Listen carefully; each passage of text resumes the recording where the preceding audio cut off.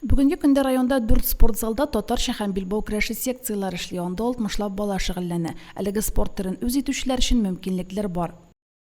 Менә мин эшләгән вакытларда инде һәрбер мәктәптә без көрәш түгәрәкләре оештырдык. Бөтен мәктәпләрдә инде аларның тренерларына акчалата түгәрәк үткәргән өчен түләнә. Шулай да көрәшчеләр татар көрәшенә игътибар җитми дигән фикердә. Ярышлар сирәк оештырыла, тренерларның хезмәт хакы түбән. Балалар да татар көрәше белән шөгыльләнергә атлыгып тормый диләр. Сәбәп нидә? Авылларда безнең көрәш түгәрәкләре битте. Булмый башлады, алып бармый башладылар аларны.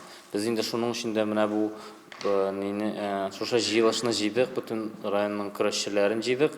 Ул өлкән ниләрне, абыйларны чакырдык.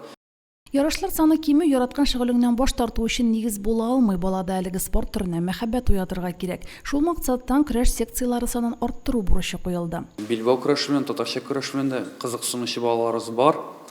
Безнең бүгенге көндә тукталган әйбер финанс мәсьәләсе. Шушы мәсьәләләрне хәл итсәк, спорт түгәрәкләре оптимизация аркасында авыл җирлекләрендә көрәш тукталды. Көрәш белән инде шөгыльләнгән кеше гомер буе шөгыльләнә.